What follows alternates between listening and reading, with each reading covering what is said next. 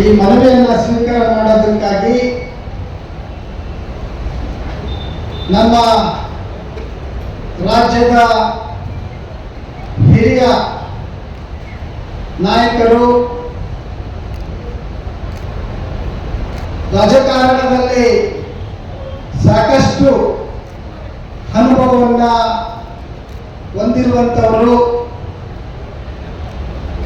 ಈ ಸಮುದಾಯಗಳ ಆಶೋತ್ತರವನ್ನು ಬಿಂಬಿಸಲಿಕ್ಕಾಗಿ ನಮ್ಮ ಈ ಮನವಿಯನ್ನು ಸ್ವೀಕಾರ ಮಾಡಲಿಕ್ಕೆ ಬಂದಿರುವಂಥ ಗೌರವಾನ್ವಿತ ಉಪಮುಖ್ಯಮಂತ್ರಿಗಳಾದ ಸನ್ಮಾನ್ಯ ಡಾಕ್ಟರ್ ಜಿ ಪರಮೇಶ್ವರ್ ಅವರನ್ನು ನಾನು ಅತ್ಯಂತ ಗೌರವಪೂರ್ವಕವಾಗಿ ಸ್ವಾಗತಿಸ್ತಾ ಇದ್ದೇನೆ. ಅವರೊಂದಿಗೆ ಮತ್ತೊಬ್ಬರು ಬಂಗಾರಪೇಟೆಯ ಶಾಸಕರಾಗಿರುವಂಥ ಗೌರವಾನ್ವಿತರು ನಮ್ಮ ನಾರಾಯಣ ಸ್ವಾಮಿ ಸರ್ ಅವರು ಕೂಡ ನಮ್ಮ ನಡುವೆ ಇದ್ದಾರೆ. ಬಹುಶಃ ದಲಿತ ಚಳವಳಿಯ ಇತಿಹಾಸವನ್ನು ನಾವು ಗಮನಿಸಿದಾಗ ಚಳವಳಿಯ ಆರಂಭ ಘಟ್ಟದಲ್ಲಿ ನಾವು ಹಮ್ಮಿಕೊಳ್ಳತಾ ಇದ್ದಂಥ ದೊಡ್ಡ ಕಾರ್ಯಕ್ರಮಗಳಾಗಿರ್ಬೋದು ಅಥವಾ ಯಾವುದೇ ರೀತಿಯ ಕಾರ್ಯಕ್ರಮಗಳಿಗೆ ಒತ್ತಾಸೆಯಾಗಿ ನಿಂತಂಥವರು ನಮ್ಮ ಮಾನ್ಯ ಉಪಮುಖ್ಯಮಂತ್ರಿಗಳ ತಂದೆಯವರಾದಂಥ ಪೂಜ್ಯ ಗಂಗಾಧರಯ್ಯವರನ್ನ ನಾವಿಲ್ಲಿ ನೆನಪು ಮಾಡಿಕೊಳ್ಬೇಕಾಗುತ್ತೆ. ಪ್ರೊಫೆಸರ್ ಬಿ ಕೃಷ್ಣಪ್ಪನವರು, ಸಿದ್ಧಲಿಂಗಯ್ಯನವರು, ದೇವೂರು ಮಹಾದೇವ ಅವರು, ನಾವೆಲ್ಲರೂ ಕೂಡ ಯಾವುದೇ ಕಾರ್ಯಕ್ರಮವನ್ನ ನಡೆಸಲಿಕ್ಕಾಗಿ ಅವರ ಬಳಿ ಹೋದಾಗ ಯಾವ ರೀತಿಯ ಸಂಕೋಚ ಅಥವಾ ಯಾವುದೇ ಒಂದು ಅಸಡ್ಡೆಯನ್ನ ತೋರದೆ ಅತ್ಯಂತ ಉದಾರತೆಯಿಂದ ಒಂದು ಮಾತೃ ಹೃದಯವನ್ನು ಹೊಂದಿದಂಥವರು ಗಂಗಾಧರಯ್ಯನವರನ್ನು ಅದನ್ನು ನಾವು ಅರ್ಥ ಮಾಡಿಕೊಳ್ಬೇಕು. ಬಂಧುಗಳೇ, ಈ ರಾಜ್ಯದಲ್ಲಿ ಸುಮಾರು 101 ಜಾತಿಗಳು ಪರಿಶಿಷ್ಟ ಜಾತಿಯ ಪಟ್ಟಿಯಲ್ಲಿದ್ದಾವೆ. ಸುಮಾರು 51 ಪರಿಶಿಷ್ಟ ಪಂಗಡದ ಪಟ್ಟಿಯಲ್ಲಿದ್ದಾವೆ. ನಾವು ಪರಿಶಿಷ್ಟ ಜಾತಿಯವರು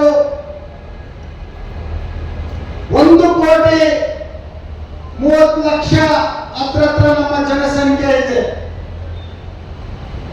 51 ಜಾತಿಗಳಿರುವಂತ ಪರಿಶಿಷ್ಟ ಪಂಗಡದಲ್ಲೂ ಕೂಡ ಸುಮಾರು 60 ಲಕ್ಷಕ್ಕೂ ಮೇಲ್ಪಟ್ಟ ಜನಸಂಖ್ಯೆ ನಮಗಿದೆ. ಆದರೆ ದುರಂತ, ನಾವು ಇವತ್ತಿಗೂ ಉಪಮುಖ್ಯಮಂತ್ರಿಗಳಾಗೇ ಇರಬೇಕಾ? ಯಾಕೆ ಮುಖ್ಯಮಂತ್ರಿಗಳಾಗಿರುವ ಯೋಗ್ಯತೆ ಈ ಸಮಾಜಕ್ಕಿಲ್ಲ ಅನ್ನುವಂಥದ್ದನ್ನ ನಾವು ಇವತ್ತು ಕೇಳಬೇಕಾಗಿದೆ. ಕಾಂಗ್ರೆಸ್ ಪಕ್ಷದ ಅದರ ಅಡಿಪಾಯ, ಅದರ ಬುನಾದಿಗೆ ದಲಿತರು, ಅಲ್ಪಸಂಖ್ಯಾತರು ಮತ್ತು ಹಿಂದುಳಿದ ವರ್ಗಗಳು ಅನ್ನೋದನ್ನ ಕಾಂಗ್ರೆಸ್ ಪಕ್ಷ ಪರಿಗಣಿಸಬೇಕಾಗಿತ್ತು. ಅದು ಯಾಕಾಗ್ತಾ ಇಲ್ಲ? ನಾವು ಕೇವಲ ವೋಟ್ ಬ್ಯಾಂಕ್ಗಳಾಗಿ ವೋಟ್ ಹಾಕದೆ ನಮ್ಮ ಕೈಗೆಷ್ಟನ್ನ? ಈ ಪ್ರಶ್ನೆ ನಮ್ಮ ಮುಂದೆ ಇದೆ. ಈ ರಾಜ್ಯದಲ್ಲಿ ಲಿಂಗಾಯತ ಸಮುದಾಯ, ಒಕ್ಕಲಿಗ ಸಮುದಾಯ, ಬ್ರಾಹ್ಮಣ ಸಮುದಾಯ ಮತ್ತು ಹಿಂದುಳಿದ ಸಮುದಾಯಗಳು ಈ ರಾಜ್ಯದ ಮುಖ್ಯಮಂತ್ರಿಗಳಾಗಿದ್ದಾರೆ. ಆದರೆ ಯಾಕೆ ದಲಿತ ಸಮುದಾಯ ಇವತ್ತಿಗೂ ಕೂಡ ಮುಖ್ಯಮಂತ್ರಿಗಳಾಗೋದಕ್ಕೆ ಅವಕಾಶ ಆಗಲಿಲ್ಲ? ದಲಿತ ರಾಜಕಾರಣ ಯಾಕೆ ಅದನ್ನ ಆ ಬಗ್ಗೆ ಗಂಭೀರವಾಗಿ ಚಿಂತನೆ ಮಾಡ್ತಾ ಇಲ್ಲ? ಇದರ ಬಗ್ಗೆ ನಾವು ಯೋಚನೆ ಮಾಡಬೇಕಾಗುತ್ತೆ. ಬಹುಶಃ ಮುಂದಿನ 2028ರ ಚುನಾವಣೆ ಅದು ದಲಿತ ಮುಖ್ಯಮಂತ್ರಿಯ ಚುನಾವಣೆ ಆಗಿರುತ್ತೆ ಅನ್ನೋದನ್ನ ನಾವೆಲ್ಲರೂ ಕೂಡ ಇವತ್ತು ಅರ್ಥ ಮಾಡಿಕೊಳ್ಬೇಕಾಗುತ್ತೆ. ನಮ್ಮ ಉಪಮುಖ್ಯಮಂತ್ರಿಗಳು ಇದರ ಬಗ್ಗೆ ಗಂಭೀರವಾಗಿ ಚಿಂತನೆಯನ್ನ ಮಾಡಬೇಕು. ನಾವು ಯಾವ ಸಮಾಜದ ವಿರೋಧಿಗಳಲ್ಲ, ಯಾವ ಜಾತಿಯ ವಿರೋಧಿಗಳಲ್ಲ. ಆದರೆ ಸಂವಿಧಾನದ ಹಕ್ಕು ಮತ್ತು ಅಧಿಕಾರಗಳನ್ನು ನಾವು ಕೇಳ್ತಾ ಇದ್ದೇವೆ ಅನ್ನೋದನ್ನ ಕಾಂಗ್ರೆಸ್ ಪಕ್ಷ ಅರ್ಥ ಮಾಡ್ಕೊಳ್ಬೇಕು.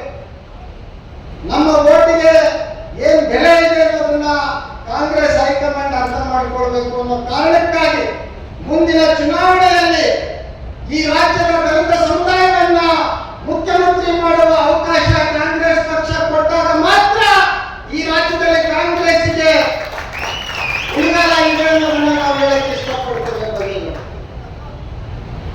ಹಾಗಾಗಿ ಇವತ್ತು ನಾವು ಪ್ರತಿ ಬಜೆಟ್ ಅಲ್ಲೂ ನಮ್ಮ ಅಹವಾಲುಗಳನ್ನು ನಾವು ಇಡ್ತಾ ಇದ್ದೀವಿ. ಕಳೆದ ಸಾರಿ ಸಿದ್ದರಾಮಯ್ಯನವರು ಬಜೆಟ್ ಅನ್ನು ಮಂಡಿಸುವಾಗ ಅವರು ಅನೇಕ ಆಶ್ವಾಸನೆಗಳನ್ನು ಕೊಟ್ಟರು.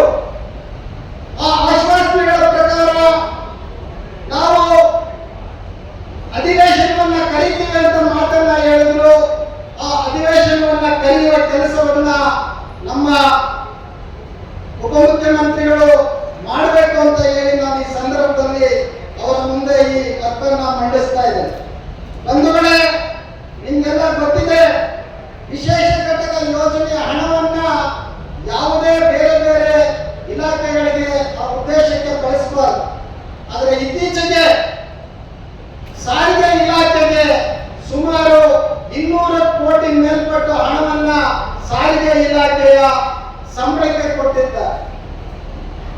ದಲಿತರ ಅಭಿವೃದ್ಧಿಗಾಗಿ ಮೀಸಲಾಗಿಟ್ಟಿರುವಂತಹ ಹಣವನ್ನ, SCP ಹಣವನ್ನ ಈ ರೀತಿ ಬಳಸೋದು ಇದು ಕಾನೂನಿನ ಉಲ್ಲಂಘನೆ ಅಲ್ವಾ? ಇದನ್ನ ಪ್ರಶ್ನೆ ಮಾಡಬೇಕಾದವರು ಯಾರು? ಈ ಪ್ರಶ್ನೆ ನಮ್ಮ ಇವತ್ತು ಮುಂದೆ ಇದೆ.